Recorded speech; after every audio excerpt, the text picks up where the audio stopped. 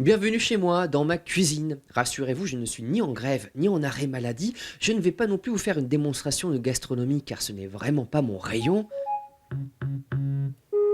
Non, si nous commençons ici et pas ailleurs, c'est pour vous parler de l'auteur de ce tableau que j'ai acheté dans un café d'Aix-en-Othe, sans connaître le peintre.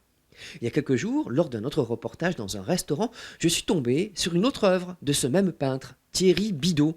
Et là, je me suis dit, oh, ce gars-là, il a l'air rigolo, ce serait intéressant de le rencontrer. C'est ce que nous allons faire tout de suite, direction l'Aube. Notre Picasso réside à Crézantigne, un village au bois sur la route d'Auxerre.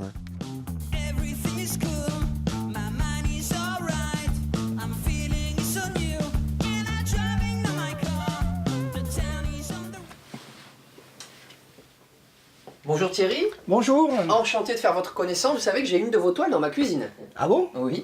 Et alors là, sur quoi vous êtes en train de travailler? Eh ben écoutez, c'est une commande que je suis en train de finaliser pour une dame qui a déjà acheté un tableau à moi, qui possède une grosse cave à vin avec des spiritueux, des produits haut de gamme, et qui m'a passé commande de ce tableau autour de la voyance. Et au lieu de la boule de cristal, eh ben en fait, une bouteille de vin, et je suis de vin. D'accord, Voilà. donc on va lire l'avenir dans une bouteille. Voilà, tout à fait, tout à fait. Thierry Bidot se présente comme un peintre d'art brut. C'est qu'il n'a pas fait d'école d'art. Il s'inspire des Américains Kay Faring et Jean-Michel Basquiat, dont voici un portrait. Avec une différence majeure par rapport à ses aînés, c'est qu'on rigole beaucoup dans sa peinture.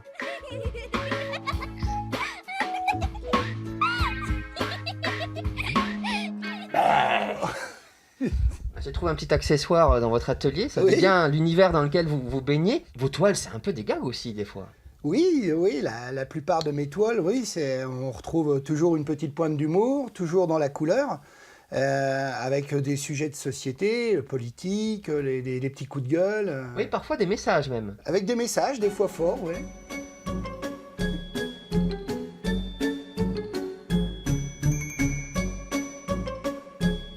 Pour les gens qui n'ont plus de place sur leur mur, Thierry fabrique des totems, un objet de décoration. Alors celui-ci est assez particulier avec ce message I love you et fais pas chier. Mais qu'est-ce que ça peut vouloir dire? Je me suis dit, tiens, pourquoi pas aller dans un délire simplement d'informer son conjoint le soir quand il rentre du boulot, de comment s'est passée la journée et dans quel état elle va vous trouver, où il va vous trouver. Alors il y a le petit message d'amour, tout s'est bien passé, hein, I love you, bienvenue chérie. Et puis, bah, fais pas chier, c'est pas le moment, j'ai eu une journée de merde. Ouais, et si t'insistes, tu dormiras sur le canapé. Voilà, on peut aller jusque-là. Ces couleurs et ces jeux de mots cachent une histoire douloureuse.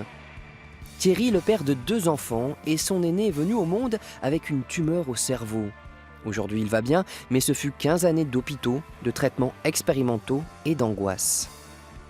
J'ai eu besoin de me vider de cette accumulation de mal-être, de noirceur que j'ai pu avoir accumulée pendant des années.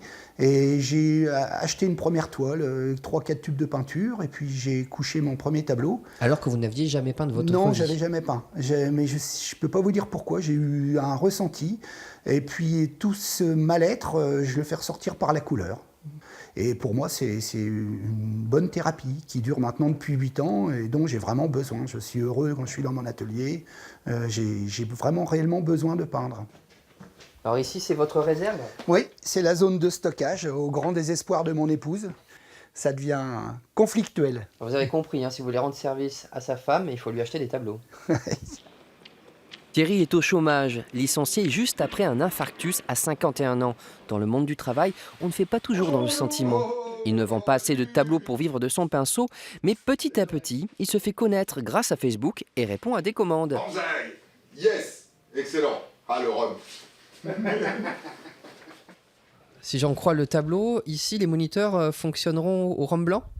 Non, non, bien sûr que non, mais c'est vrai que le rhum fait partie des boissons que j'affectionne. Maintenant, pas pendant le travail évidemment, et à petite dose. Vous répondez à toutes les commandes. J'essaye dans la mesure du possible, oui, quand on m'impose un thème, un sujet, de répondre aux clients. Et jusqu'à maintenant, toutes les commandes que j'ai faites sont bien passées. Pas eu d'accident de la route? Pas d'accident de la route. Nous étions à Troyes, la prochaine fois nous serons ailleurs en Champagne-Ardenne. Banzai!